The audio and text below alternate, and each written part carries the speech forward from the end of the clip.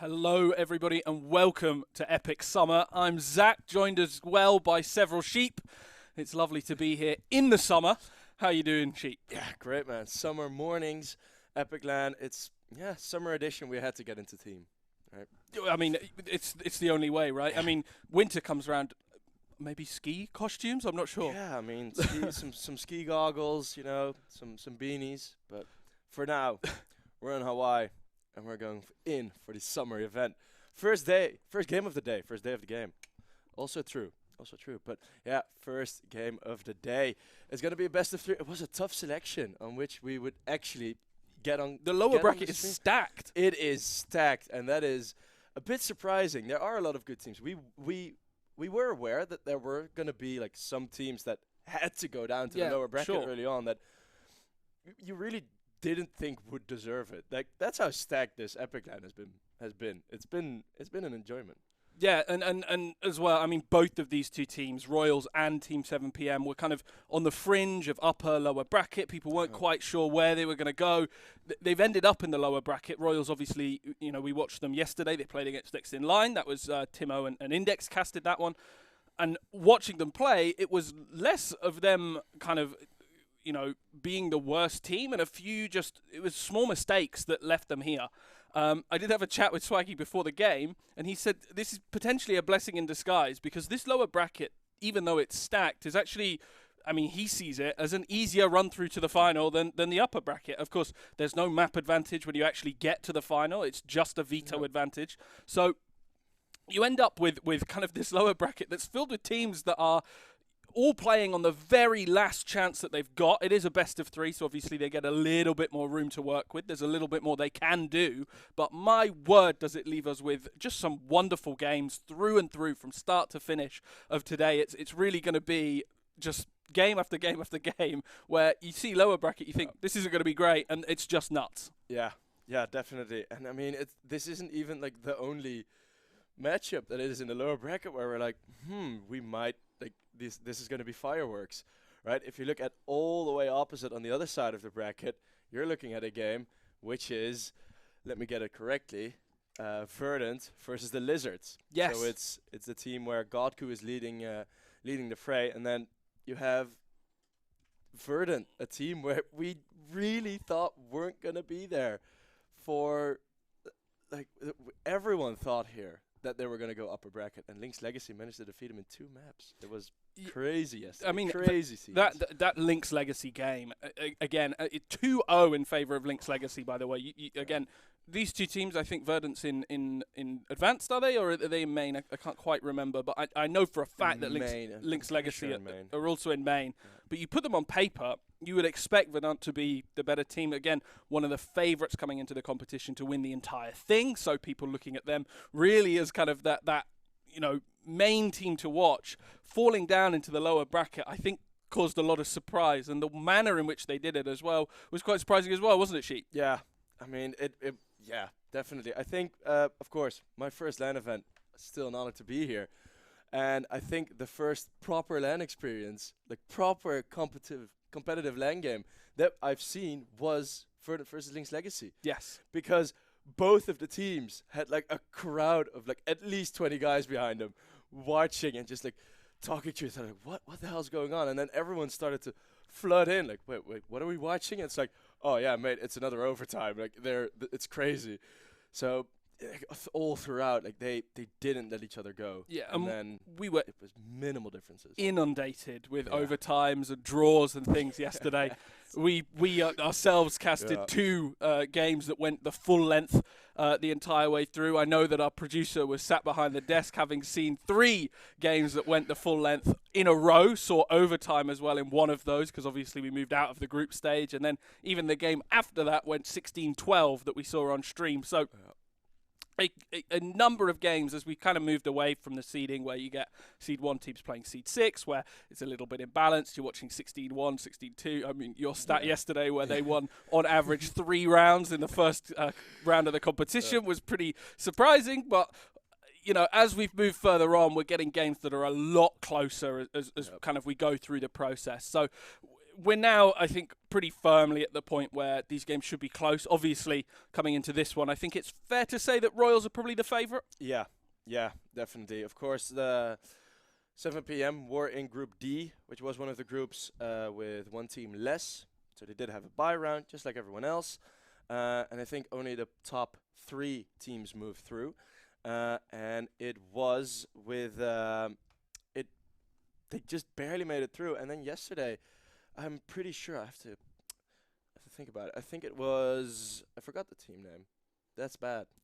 But they did manage at the last best of 3 to take over. Bin Chilling, it was, I think. Bin Chilling, yes, that's true, actually. It was against Bin Chilling.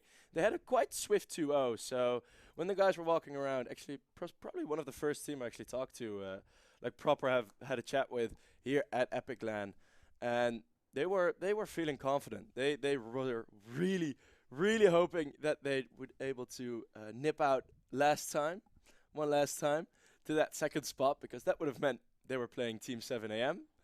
They sat next to each other, 7 a.m., 7 p.m. We aren't seeing the game yet. We might still yet. Yeah, there's still the opportunity. It might come. It does 100% rely, though, on how this game goes and if 7 p.m. obviously make it through, because 7 a.m. I believe is still in the upper bracket, while 7 p.m. in the lower bracket. So they're going to need to either make it all the way to the finals, or 7 a.m. are going to have to drop the ball at some point. But I am hearing in my ear that the veto is coming through in just a second. We do have as well a little bit of an inside information when it comes to Swaggy as well. I had a chat with him before the game. He said he believed it was going to go to Overpass, Mirage, and I believe Inferno as well. I think he said, but I think he thought 7 p.m. were going to pick Inferno. We're going to pick Mirage. They were going to pick Overpass, and then it would just naturally go down to Inferno.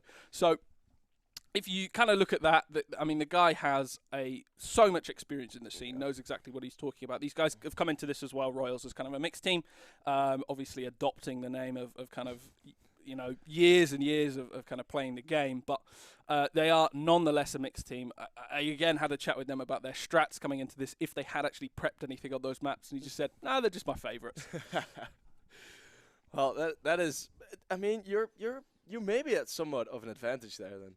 If it isn't really, like, I just like to play it, I just feel comfortable on it, and then, get some just play on straight vibes. Just what are the strats today? Vibes, man. Well, I mean, when you have a strat book as sort of big as Swaggy has, right? You've played for as long as he has. You've been around in the scene for as long as you have, and you know the other players in the way that he does. He kind of has that room to say, you know what, I can play all 7. I know all 7 maps, but these are the ones I prefer. These are the ones that I kind of don't like. He probably hasn't used that kind of same map pick selection when he's been playing on other teams. He now has the freedom to do so. So when he has that choice, he can just make those mid-round calls, make the kind of calls in the start, and he has a very proficient team. I mean, these guys are sort of they're no slouches, right? TVS yesterday, I think, managed 37 games in a game that they ended up losing. He had hit 34 before 3 members of his team had even hit double digits when it came to kills. So he was just unreal in the previous games. It really has to be said that's a guy to be looking at, watching for, and I mean, more than likely he's going to frag out again today. That's very much the one that 7 p.m. are going to be looking at and saying, okay, this guy's the one that gets told, TVS go kill, and then and then we have to struggle around it.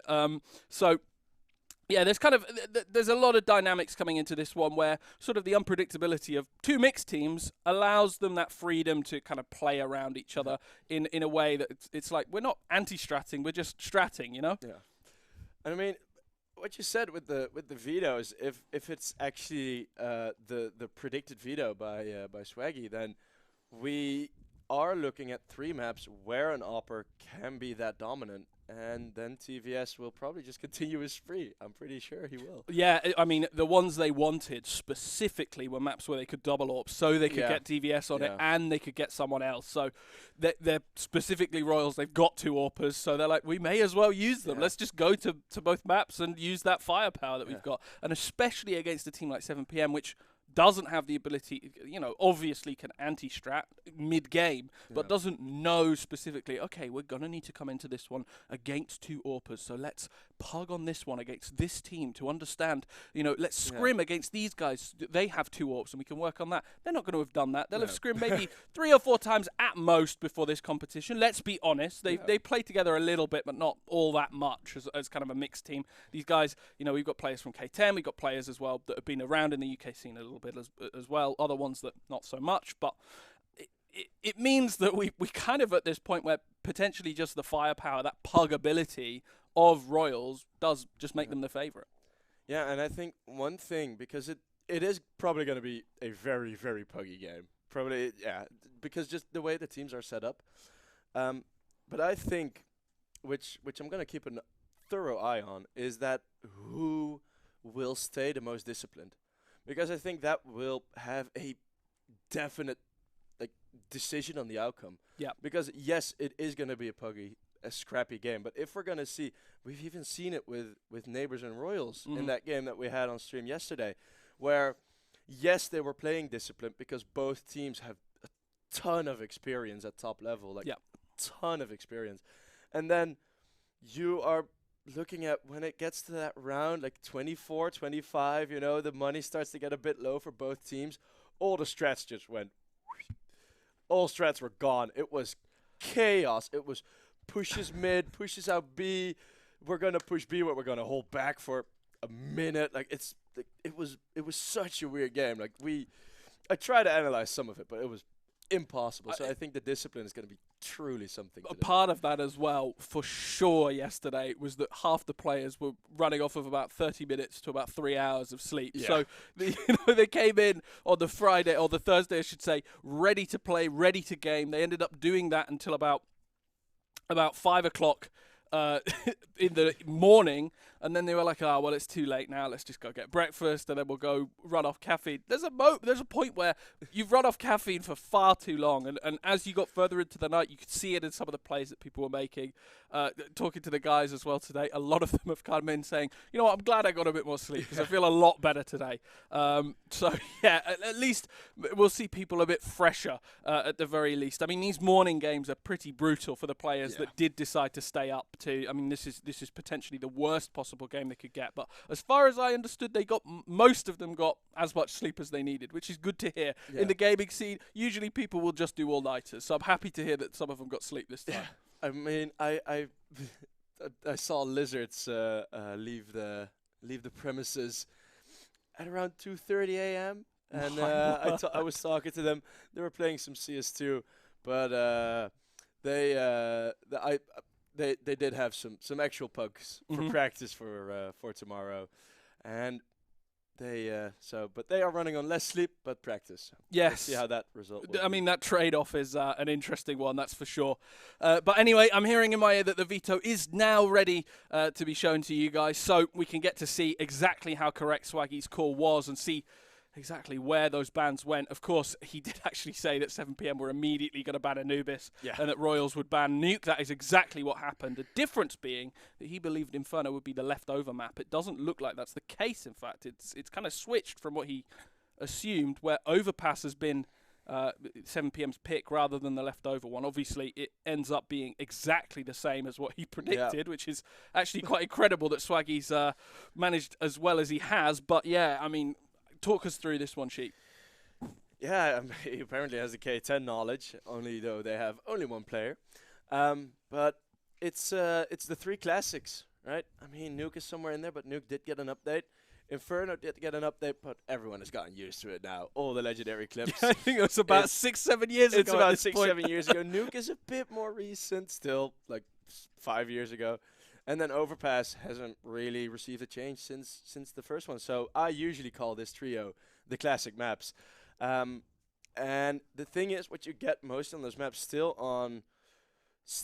I get it at like tier 2 level is when you get to maps like Anubis, when you get to maps like Ancient, I'm still seeing new stuff and people being sort of a bit insecure in some of their defaults and some of their holds, and you see some rounds fall apart where you really think about like that wouldn't happen on a map like Mirage, map like Inferno, map like Overpass. So we got all three.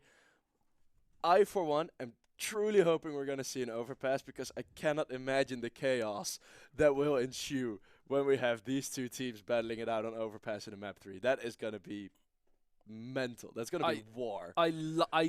What I love as well is that the 3 maps we've got are potentially some of the most kind of, because they're the most well-known, because they've had all these years of development and people sort of getting to know them.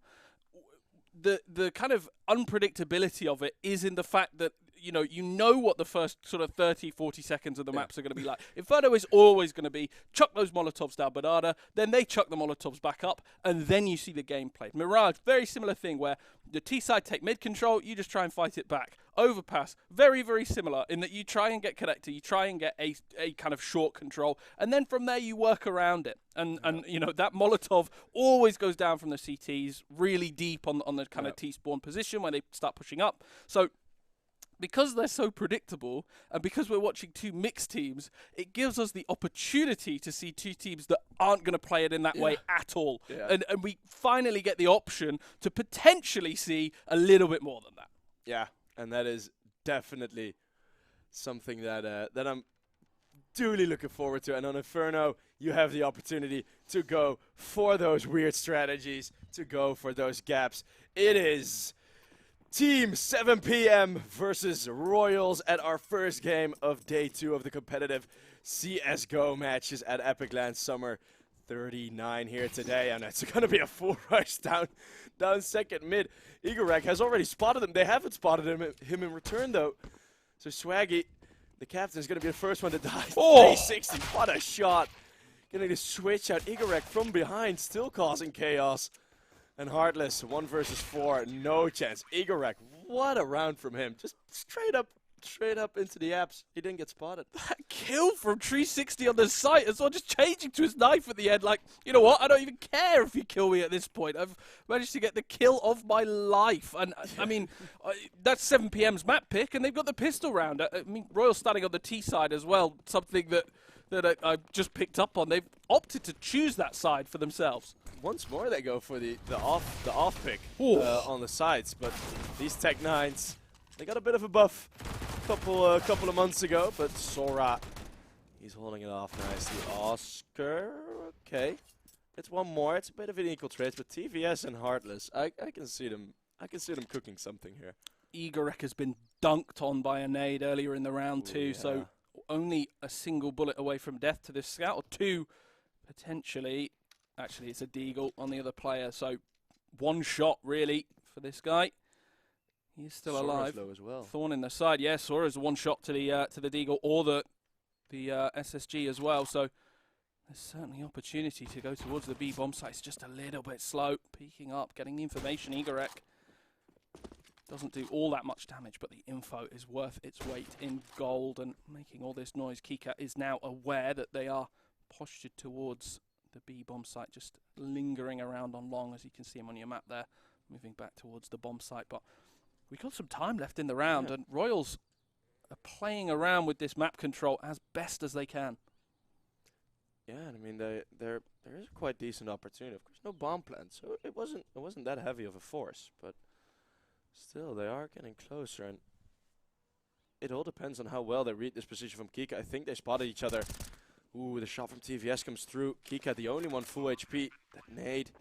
This is the mark, but that M4, it surely doesn't. TVS now with the scout. Can we see some style points? Oh, the US. Okay, well, that's absolute. That's potentially minus, the opposite of style points. That is minus style points. Oh, a little bit of a kind of embarrassment points there. Yeah, that is ugly points. 7 for that play. They get their second round on the board at least, so good for them. But yeah, I mean, a little bit unfortunate, I guess, from Royals. But the bomb plant does allow them to buy up once again. I mean, $3,500 in the bank. They see that there's that opportunity. They've stretched that CT economy relatively thin. They've got 3 M4s, but then 2 of them, an MP9 and a scout. It's not exactly perfect from Igorek and Sora. Obviously saved from the last one. And these Galils can do a little bit more damage if they will. And Royals banking on the fact that 7 PM aren't aware that they've forced into this round and just playing it slow on the ramp, waiting for 7 PM to potentially over-aggress. And, yeah, just sat watching. They have, at this point, given away that they're on the Galils, but it doesn't matter when Oscar's going to get headshots like that through the smoke. And 7 p.m, a man down and $1 short as they sit aggressively. 360 in a pretty good spot to trade. And LTH watching forward. He's got 2 aggro. Devran getting that kill. And it leaves an entry into the B bomb site. They're pushing forward fast. And it's only EPIC here. That nade's going to do a heap and helpful of damage, I do think. My word. That's a full 100 HP split across 3 players. But getting pushed by the Galil of one of these Royals guys. Just sat there watching for Oscar to swing. Drops him down to low HP, but nobody's coming around the corner to push him any further. EPIC smoked off and completely isolated from the rest of his team. 7 p.m. belligerently looking towards this bomb site, but it doesn't seem like the opportunity's quite there. Yeah, usually you wouldn't go for a retake like this because but you know it's a force buy. You know it's gonna hurt you, but I think they are gonna call it off. I think they're gonna wave the white flag. At least for this round, of course, no forfeit.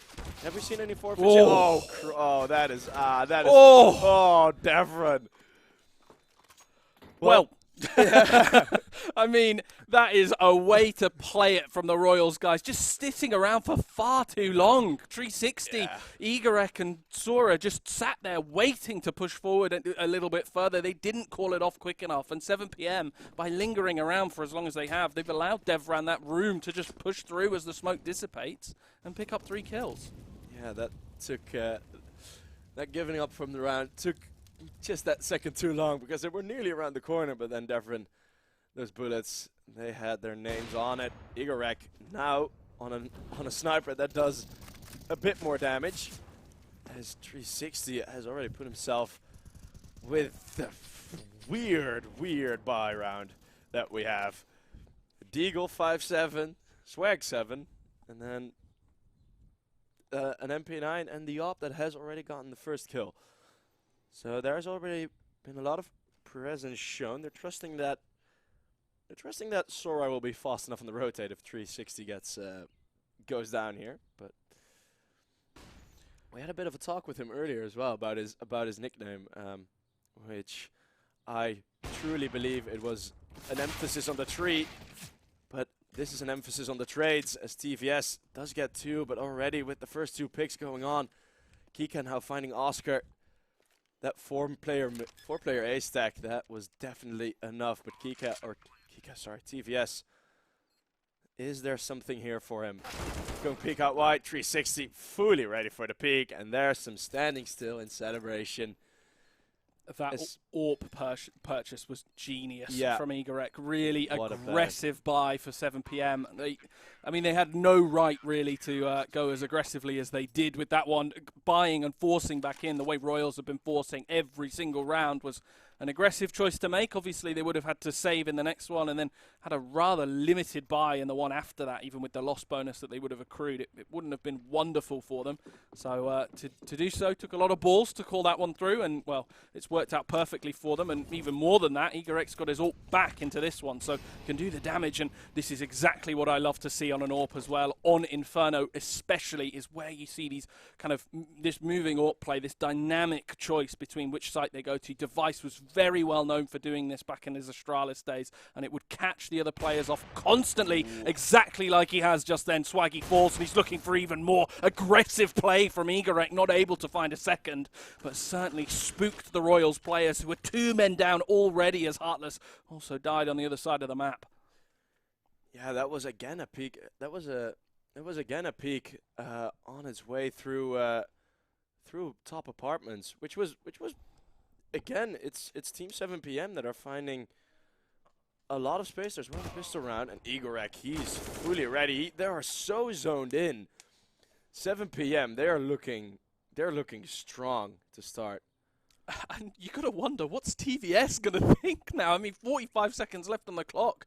I don't know if he's even able to save this up. He's just sat waiting and watching. And I gotta say, it's a thing I bring up often, Sheep, and I kind of want to start a conversation on this a little bit more. Is it viable? Is it a smart thing to do to buy an AWP and then try and save it into the next one? Because the way I look at it, when the rest of your team is ecoing into the next round anyway, if he doesn't save this gun again, all that's going to happen is he's going to now kind of be buying outside of the rest of his team. Obviously, if they win the next round, that's wonderful. But if you take it forward the next round, what, you're on $1,800 while everyone else has money?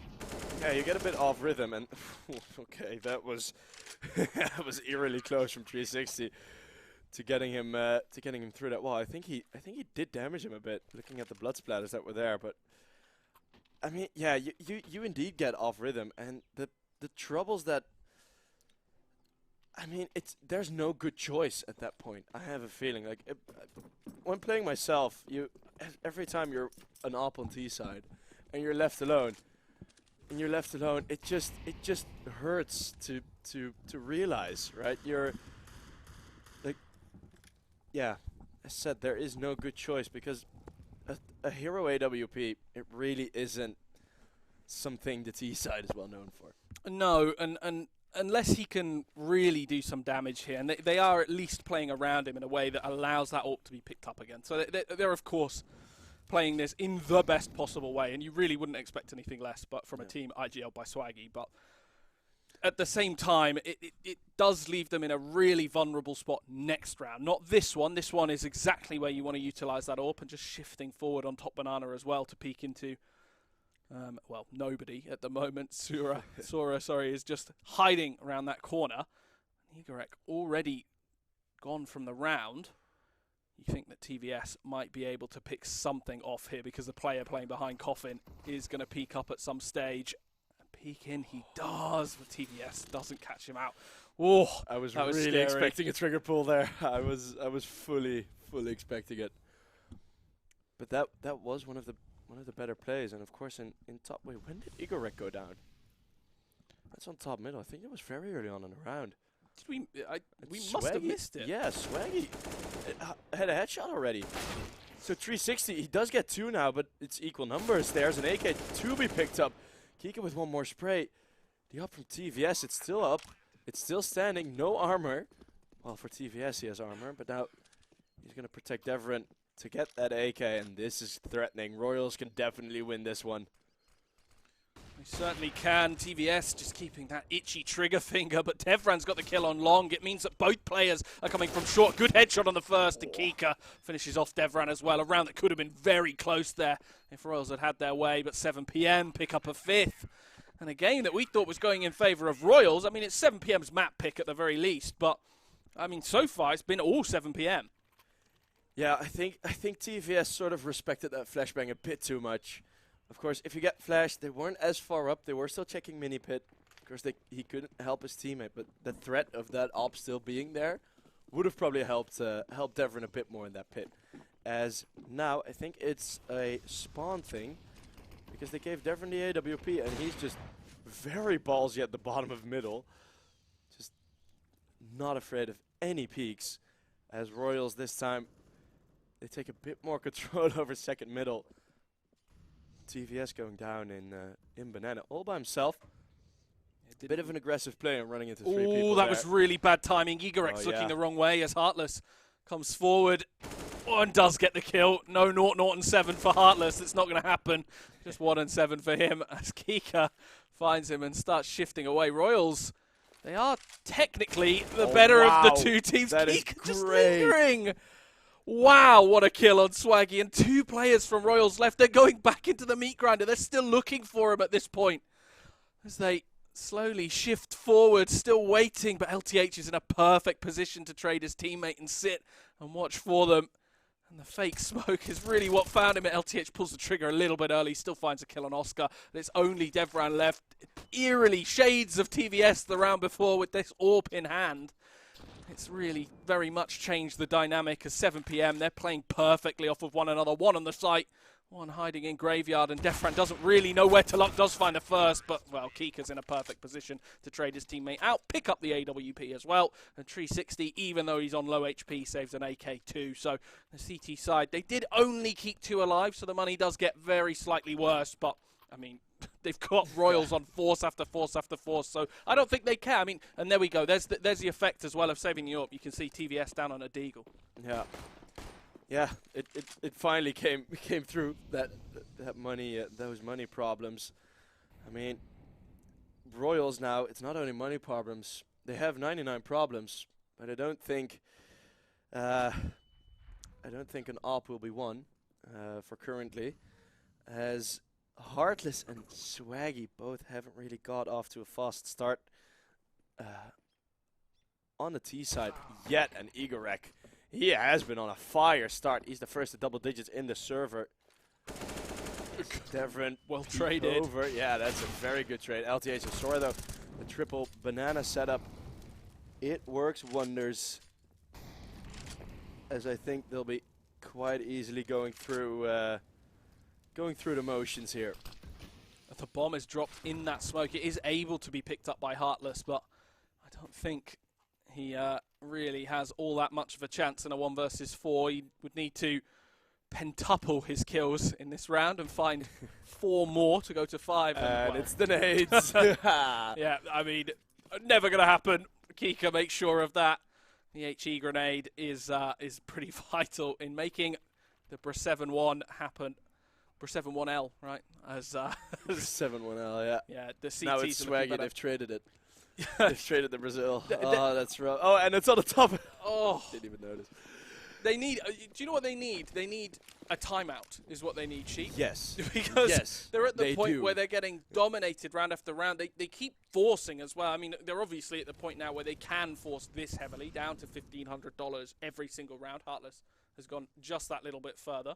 But that's what they can do. But, I mean, get an AK out, get a proper buy-in, talk about what you're going to do with those nades, where you're going to try and exploit, because there are areas that 7PM aren't holding as strongly. The way in which they're playing with that AWP moving around, you just need to identify where that is by throwing a little bit of util out and trying to beat them out.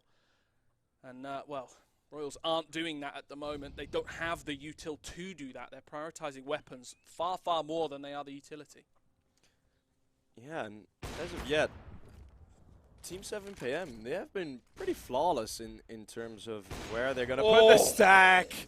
Stacking them up is surely what they'll do. 360 and Igorek both getting a double kill. One a bit more flashier than the other. But I think pretty much, well, this round sort of negates my point that I was going to make, because the CTs kept everyone alive. But one thing that Royals have going for them is that at least LTH and Sora, especially last round, they kind of flubbed it now, but they did have, like, they did keep the money from the CTs like decently low. I've seen games where it's 8-1 and the money from the CTs is like full stack, like it's at 16K. So that is something going for them. I think Team 7PM have like 2 buys left. So if they find their stride, it's not going to be, they're just going to have to win 2 overtime type rounds, and then they'll be able to facilitate somewhat of a comeback. But with the way this has been going, quick rotate from Igorek, from the AWP as well. LTH, that spray just bit off the timing. Oh, it does get damage. sprayed out. It's straight through the smoke. Team 7PM, they haven't seen a single player, and there's been so much damage done. TVS now getting tagged down. Oscar is at 5 HP. Devrin is half. Igorek, what an outrageous push through the smoke. He gets a double kill with the AWP.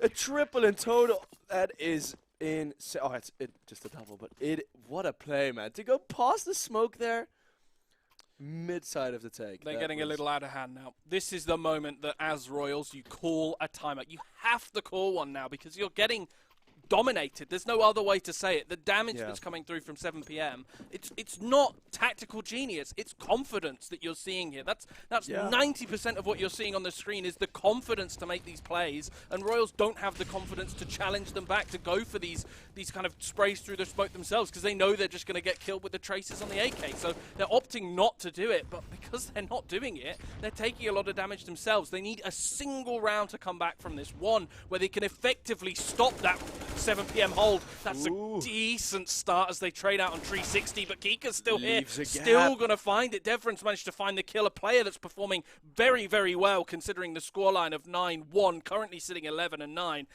And the T side have found a way onto the site. They just need to not bottle this at this stage, and then the confidence has switched back. That's the moment that the momentum switches from one side to the other as LTH and Sora line up their push back onto the site to retake it. They got the that force in him to take the confidence, to take those fights. Sora, though, realizes that he's a little low. He's been sort of exposed in this position, and Royals are going to double up on the rounds as we go 9-2 with Sora just saving in T-spawn, and you would reckon that these T-sided players are just going to save the Galil and the AWP. I doubt they're going to run for this one. Yeah, I'd somewhat expected Sora to grab the biggest nail he could find and use a sledgehammer to just close the coffin for Royals here on Inferno. If that 1v2 would have gotten in the way of Team 7PM and he'd gone for it, that would have been a definite mental wrecker, as you could say it. But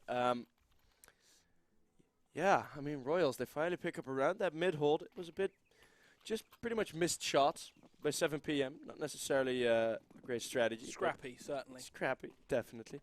But I mean, we're seeing exactly what we thought we were gonna see, like some very, very off-book strategies. But man, he is on point. Igorek on that AWP, 17-7. It is an insane scoreline. Kika only just now had his second death of the game. Oh no! Kika! He's getting one, he's getting two, not a third. LTH comes in and finishes him off. Oh, my God, 7PM. You saw them falter in the last one. They missed a few shots, and then they went, wait a second, we can aim. Yeah. They were like, what did we do? We'll just turn around. Yeah, we'll just start shooting them. We'll just start wrecking them. Get a bit aggressive at mid. Get the peek out. Second middle, that's 7PM territory. Even if Royals get control over second mid, I still have a feeling from there. I mean, of course, they had the one round that they just won, but that was clearly just missed shots by Team 7PM. And now you even have pushes like this. It's Nifty-esque when he does miss the Molotov, so 360 is a bit forced back, but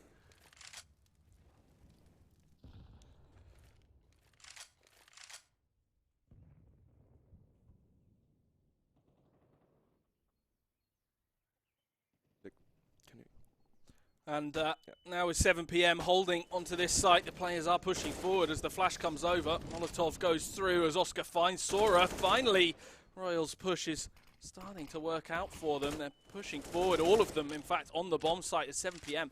Every single one rotating through CT, not catching all that much just yet as smokes are down on the CT position. Kika just waiting for them to push forward as bomb goes forward, and I think he's just going to push through the smoke. A flash assisted potentially by a teammate. There goes the flash, there goes the Molotov over the top as he goes into the corner, but Devran hiding just behind him manages to get one kill. Igorek still on that orb, looking for a little bit more. Deagle shifting forward, one goes to his left as Devran manages to find it, but Devran and Swaggy finish it off. They close the round out for Royals, but you're right, the HP was low for both of these players as the AWP is picked up and saved into the next.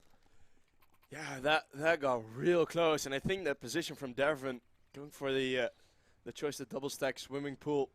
I mean, they're staying in theme as well. Summer Epic Land got to cool off at the swimming pool, and they are able to cool off Team 7PM there. And Team 7PM, they finally are getting close to somewhat of a financial break. And 360. Oh man, that Apartments play. Apartments has been Team 7PM's domain throughout this entire first half. Royals just haven't been able to get in. No, and they have been plugging towards the B bomb site, which is where most of the action has taken place. Obviously, only got the 3 rounds on the board, so we can't make too many comments about the areas that have been really, really open for them, but they've certainly had more luck towards the B bomb site. TVS missing those shots, uncharacteristic of him. Clearly just not having warmed up this morning, because yesterday we saw him go 37 kills in a game of Vertigo. The man has been on fire so far, but on fire he is not at this stage as the nade going over from LTH. Our second nade kill of the game, and the AWP from Devran as well to find Igorek. Shifting around, 7PM still holding all the angles. Kika's not rotated off, finding Heartless, and there's only Devran left, and he's only got 7 HP. It's 4 kills gone, or 4 kills gone either way, and then Team 7PM are still in their default positions, which I think I did hear some text being posted. Of course, we cannot see the text that they're posting at each other. Maybe that's a good choice, because it can get feisty. I can guarantee it's a good choice. Yeah, it probably is. it was mostly fun in ESL Prem, but I imagine, especially at a LAN where you have stress, chaos, loudness, people screaming at each other, that the comments might not stay as nice. I don't think they saved the AWP, you know. I'm fairly sure they left the AWP in favour of but picking it's the last round anyway. It doesn't matter economy-wise, but I think they thought potentially there was an AK on the ground and just picked up an M4A1S instead and didn't save it through. But either way, Royal's going with a much faster push. The Molotov over has been smoked out effectively. This AWP has got a hell of a job to find these kills, and a hell of a job he does not do. He takes a lot of damage as well. Does Sura through CT, and players are rotating in to try and get this one. Igorek, tasked with holding the bomb site, has gone as poorly as it can. 0 kills. The bomb is down within about 20 seconds of the round starting, and the CTs are already having to rotate through. They start this slow push through from CT. There isn't all that much utility when it comes to the T side, so if they do decide to wait, they'll do a little bit of a better job. But wait, they do not. Swaggy gets the first and the second as well, and make that a third as 360 in fact kills his teammate, but Swaggy does eventually find the third kill to make it 11-4 on the board for Royals. But considering they picked the T side, 4 rounds is not what they would want at this stage. Yeah, it does seem a bit low, but there is some things that are a bit. I mean, 11-4. We've seen the comebacks already, right? We've seen the comebacks already with 11-4. That some games did get close. It was I think it was the 7 AM Lynx Legacy game that did enter the sort of closeness domain after 11-4. That's now Swaggy. What is this with CT pistol plays and apartments? We've returned here a couple times already, and it's just going to be 1 kill. 7 PM. They have gotten nowhere. It's all Royals map. It's all blue.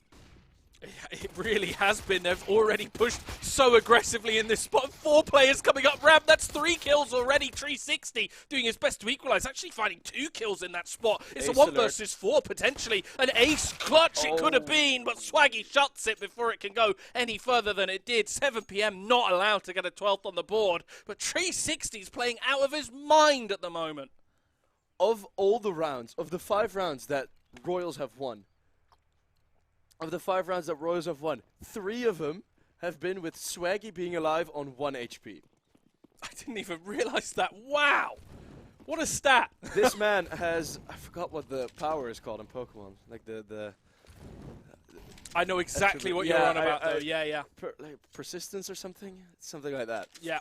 But, yeah, he's definitely showing persistence as 1 HP. The man seemingly, well, he was 1 in 7, but now every round that Royals have won seemingly unkillable. So you're looking for the. I'm really trying to think it. I haven't been played Pokemon in a while. Yeah, I mean, you have the excuse as well that you probably played Pokemon in Dutch, whereas yeah. Well, no, I played it in Spanish because the download was a bit off. That is a mowdown from Swaggy. Some good money. If only it were as easy to make money in real life. Just buy an MP9. Well, okay. You know what? I I think the MP9 has just found $1,200 more though as Devra pushes forward. And we won't look any further into those comment sheet. We'll just leave those be.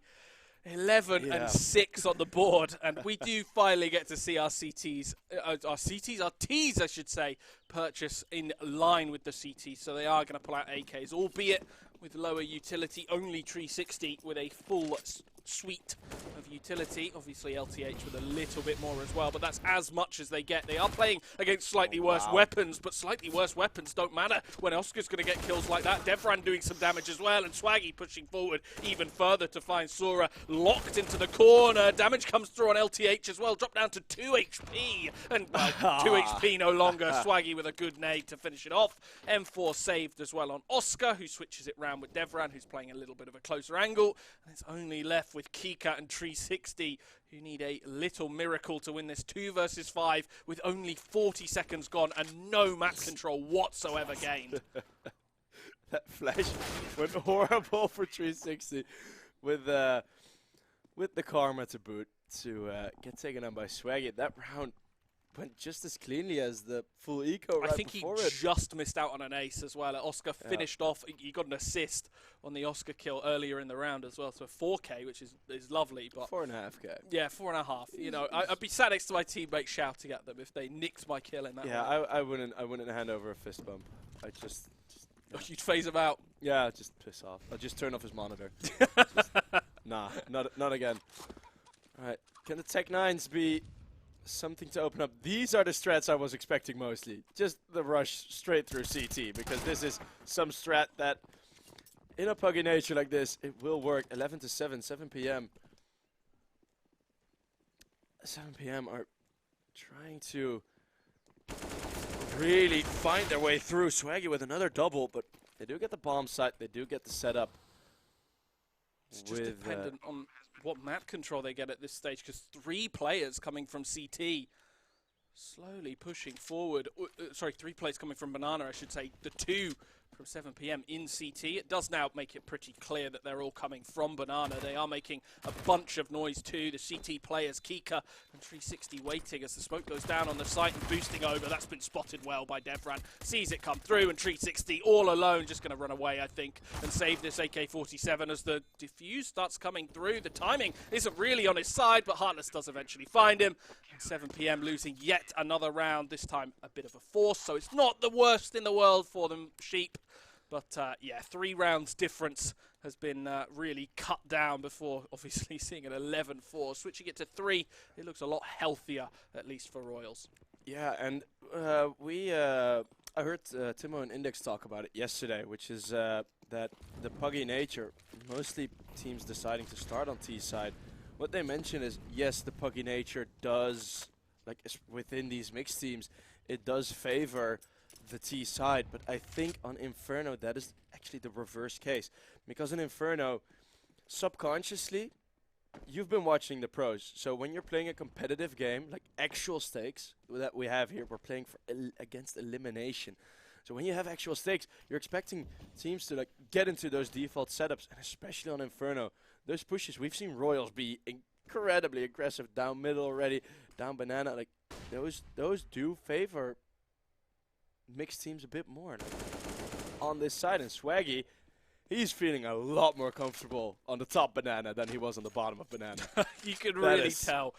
Just the way he's playing has been a world of difference since he switched onto the CT side. Obviously, was playing well before, but just is having a resurgence in this one. Igorek not allowed to run quite as rampant as he won on the last, and it's reflected in his deaths as well. If you look at the board, he's got the 2nd most in the server behind Oscar, with 15 deaths so far. Of course, 19 kills to supplement that, but he is struggling a bit more. The rotates were all going away. 360. I think they're expecting him to be alert, because he usually does. But now, LTH is on the T side up. Wow, that is a change of pace, but Heartless, ooh, he is trying to find his way out. LTH with some style points, flicking straight to the ground after you got the shot. 2 versus 2. Nade's gonna rain in. That's not gonna take full damage, but pretty decent chunk. Kika in the side, gonna boost up this crossfire. Deadly. No other util to deal with this. LTH with 1 more. 1 versus 1. Swaggy. He has a great idea where Kika is at, and that is a beautiful headshot. As in that 2 versus 2, Royals come out on top, and that is pretty much the first clutch retake we see here in the first map. I love to see it as well. It's been a long time coming. Timing. 20th round we get to see it. And Swaggy, again, performing out of his mind good. It's not just on top Banana, it's across the entire map. And really, that all stemmed from LTH. First of all, finding the kills, but just a little bit slow through pit. Didn't quite catch the 2 players coming from short. It made it much harder for Kika, who was playing in that corner. Very predictable position when you are alone, and obviously the over-peak from LTH on Swaggy at the end. Whenever you're in a 1 versus X, it can't all be your own individual brilliance. Someone has to make at least 1 mistake for you to go through. It's about capitalizing on those, and Swaggy did exactly that. 22 and 14 at this stage. Devran, the next highest performer. And meanwhile, the rest of his team, actually, just while we're in this technical pause, Oscar, TVS, and Heartless. You never like to point out the ones that aren't doing as well, but they performed well yesterday. They were performing very, very well. It's clearly just a moment of not quite being in the game yet, and Swaggy is buying them a lot of time to do something. Yeah, TVS will finish probably at around 18 at least, because that CT side up. I'm expecting Team 7 PM. They took the pause, which first pause of the game, and I am glad that they took it because now they are still in the lead. They do still have a chance to somewhat get through. Of course, Swaggy left alone, alive alone in the clutch that we just had. This is going to be quite the tempo setting round because I think a lot of Team 7 PM's mental is going to be riding on this one as TVS, Igorek with a very aggressive play and then another good flashbang. These setups on the B bomb side, they are just perfect, and now it will be a free upgrade to the double up setup.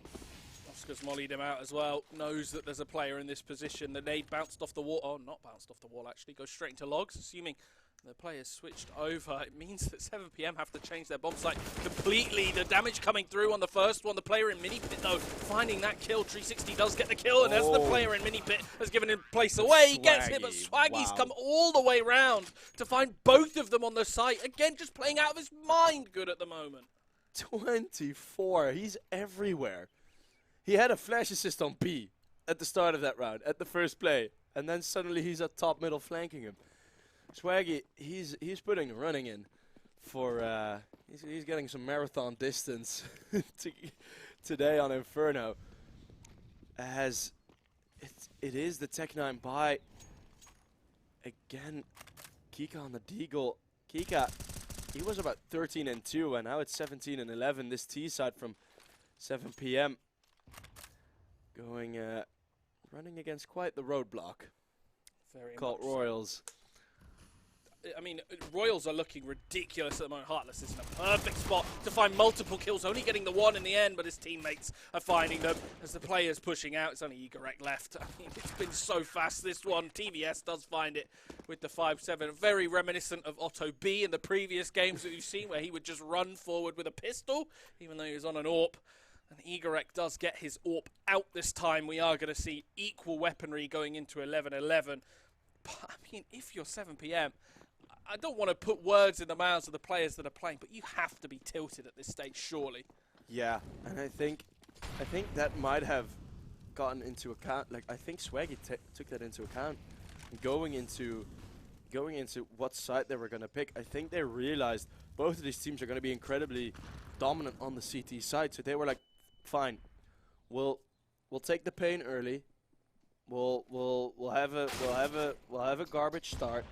But now you are somewhere getting close. It's 2 kills. Oscar does get flicks onto the second with another headshot. I really didn't think he'd even get away alive there, but taking 2 with him. 3 versus 3 mid-round. We haven't seen these often. No, 7 PM for the first time in a while have managed to find the trade kills of themselves. That's a good one as well on Devran, who overcommits into the angle, and it does mean that 7 PM are looking towards the A bomb side, but that's bomb dropped in middle, and TVS just going to back away from it. He's smart to do so, wait and try and, you know, build up with his teammate, but they know that that bomb's not going to get picked up for a while yet. 7 PM really far away from their teammate, shifting round, really thinking that somebody can be in this position, while Royals sit and wait. It's wasting time. 7 PM don't know this. They can't see what we can see with the X-ray and the map on the top. They just see where they are. They just see the rest of the map being completely empty. The smoke does go down, and that's actually a very good smoke on one side of things. But, I mean, Rika really could have thrown a smoke for Moto at this stage from his position that he was in, instead just shifting forward, flashing himself as well. And the AWPer gets away with it as well. The lack of smoke on Moto allows him to get the kill on the player pushing forward. It's all Rika now, getting one, getting the second one as well, the double kill. The 7 PM get this first round of the second half. 12-11 on the board. Incredible stuff to clutch it out. Oh, that was magnificent from Kika. That was some beauty. And he threw the smoke out. You mentioned he threw it out way too late, but man, that was some hell of a clutch. And usually at those 2v2s on the Inferno A side, I'm always thinking about who has played the most wingman. But now back towards B. Again, Royals going in with a quick rotate. This time there isn't a flashbang. The flashbang, I think it missed the mark again as Igorek does get the assist on Kika. Swaggy, he's gotten the most clean kill you can get in the beginning of the round. Igorek's flashbangs I don't know if the lineups are wrong or the timings are wrong, but he has 3 flash assists on his teammates, and now he goes down without trading any of them. Yeah, not great. Certainly not great. That's a bit of a heartbeat storyline there, going up from the highs of Kika's clutch down to the probably one of the flattest B banana executes I've seen on Inferno And in the past half year.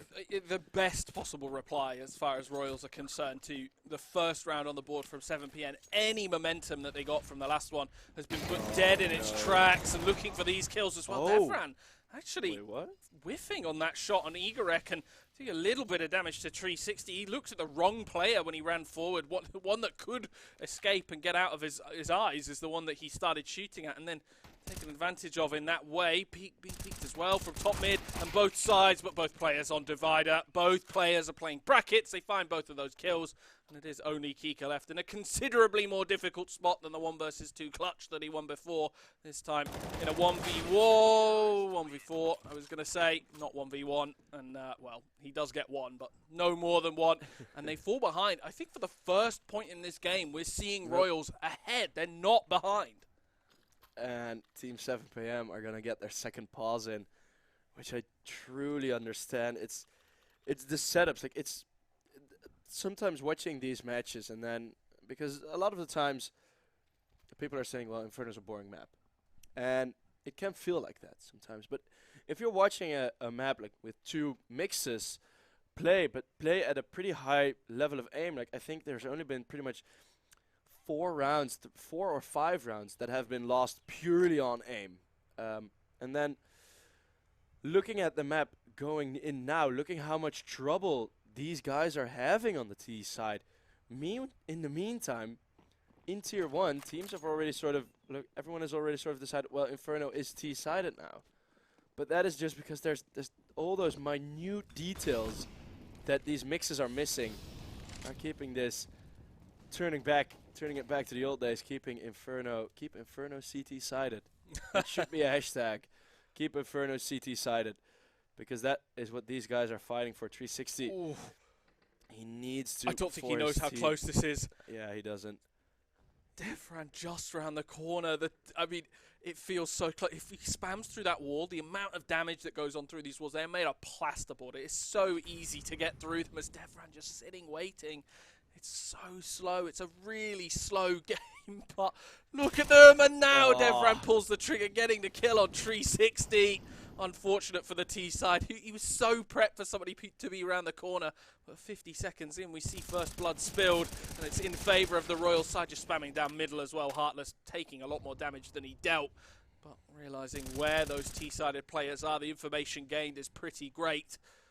As Royals begin to try and retake top banana, and it is perfect timing from them as well, as Kika swinging wide. Oscar does trade his teammates up, call for the teammates to rotate in, but not going to rotate off himself, still looking for the kills, does get 1. As Kika and Igorek start to push onto the site, smoke goes down, and at least they're going to get the bomb down. They will be able to buy in the next round, regardless of if they win or lose. But Igorek, looking for the win, gets the kill on TVS, knows now that banana is clear. He's found the 1 kill. Heartless going to boost his teammate. This is a predictable play, though. If Igorek peeks in, he will know that a player's in this position. Heartless just sat waiting, finds the first one, but not looking for the second. Yes. Kika trades it out, and 7pm getting their second of the half, and ecstatic in doing so, as 13-13 on the board. Big play from them at the end, because, I mean, previous rounds they would have lost in that position. Yeah, definitely. And also, like, Igorek, that positioning, I mean, you saw Royals, they were going in really fast. They were rushing in to get that retake, to get close as soon as possible, and that is a vulnerability. Did he get headshot by a teammate then? Wait, did he? Yeah, I think he did. Well, interesting. But, yeah, I mean, Kika, again, involved in the clutch for the 2 T-side rounds that we've had, which is something that, I mean, Kika has been the one to carry it over for those T-side rounds. 360 has been solid, but he's been playing a bit more of a held back role. He's calling as well, I'm pretty sure, he's calling out the name of TVS when he flies towards him. Oscar in the side stays composed, though, and that is Royals going to be winning once again after a clutch, I think. That's the sort of play that Unless looks... Igorek. Igorek, he can do this. He does get the kill on Swaggy and knows where the other two players are. He knows that they're both on site. The way 7PM played there would be perfect had there been 3 players on the A bomb site. Instead, Royals have stacked 4 towards it, and 7PM, the call just hasn't quite worked out for them. Aggressive, potentially over-aggressive, if you want to look at it like this, but on the AWP, Igorek going to need quite a lot of luck. Both of these players are going to have to fight it. I mean, in isolation, that's exactly what's happened, though. The first player peeking in, they know at this stage that he is on the AWP, but the player hiding behind him. Oh, he gets the no-scope! But Dev ran close it out. Royals playing with fire a little bit there, but stopping the third round on the board, 14-13. It shouldn't be this close given the first half, but I now at this point want to talk to you a little bit about a theory I have, Sheep. Throw it at me. And people will laugh at me, but I genuinely think the most dangerous lead you can have at half is 11-4, because I think it's quite deceiving in how well you're doing. It got its entire name, right? It's probably the only lead that has a name. Like the only score that has a name. This is true. I mean, the just watching it as well, you go from 11-4, you lose pistol round. At that point, you force up as the T side, obviously. If you're the CT side, you also force at this stage.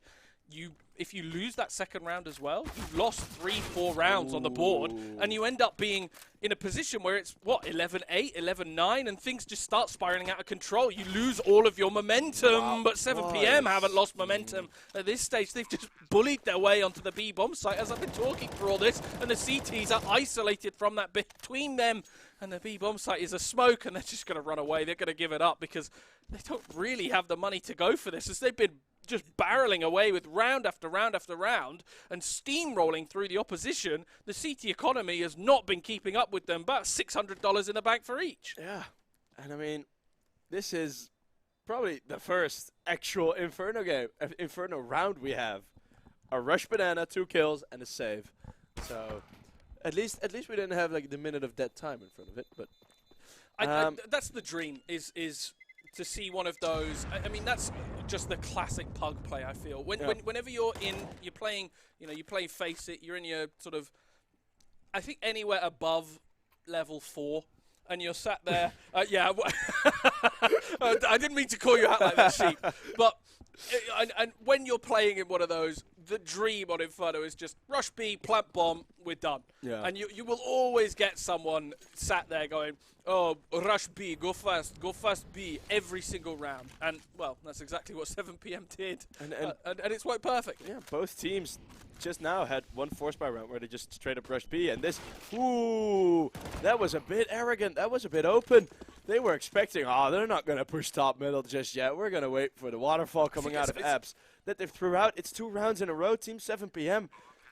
They're looking to hold off the comeback. It's a save already as well for Royal. They're playing for overtime at this point.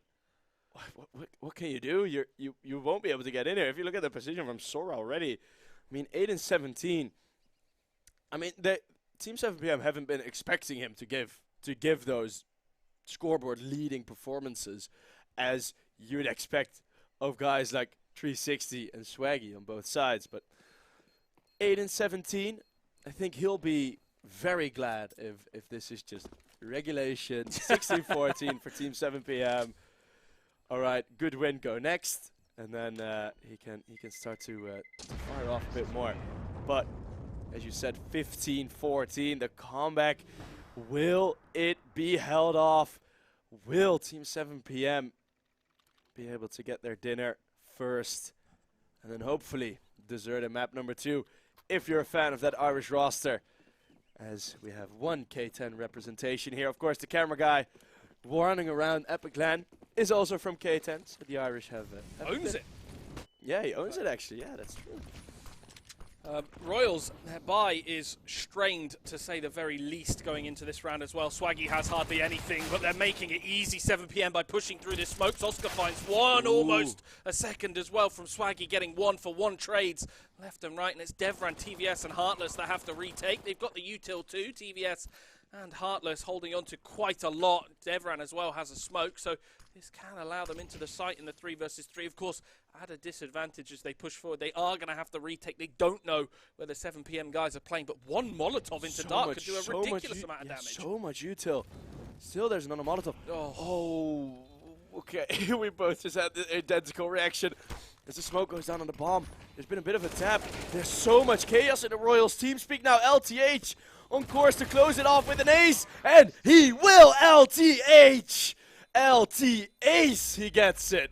Team 7 PM deny the comeback, and they win it 60-14 on their map pick. Wow. That was intense. What a way to end it as well. What a way to end it. And I just cannot believe how well 7 PM came back from that at the very end. They really played with our emotions there by taking it as long as they did. Yes. Man. Wait, have you changed? No? Oh, okay. Anyway, I mean, you look at these guys. You look at 7 PM. They really dragged that one out. They made that as long as possible in that one. And I mean, you look at them, just how well they played. Of course, their map pick at the end, but the level of psychological kind of resilience you have to have after being dominated by Swaggy round after round on B. I mean, incredible calls from them to then be like, you know what, we'll just keep pushing B and we'll get through it eventually. We'll just get through. Yeah, I mean, of course these teams know that they have the game on stream, and I have a feeling that is sort of a buff as well. Yeah. Because we've seen like teams not give up or not just like fall apart when they're on stream. We have seen it, not a lot in general in all those maps, but especially on the stream games, we have seen some massively close games. Again, we go all 30 rounds, and I mean, I'm just praying we're going to get a 90-round game here to start off this morning, because that would be a good one. Yeah, I mean, what, UK CSGO, they released an article just before about where all the players from the Xenex XL game went when they played the famous 88-round game, I think it was. It went 46-42, longest game ever. Boaster, of course, now plays in Valorant on Fnatic. So, yeah, I mean, crazy that UKCS has quite a legacy, in fact, of very long games. So, you know, Mirage next, we'll see what happens. But before we do jump into Mirage, we are just going to have a little quick break. So we will be right back in about 10 minutes. See you then.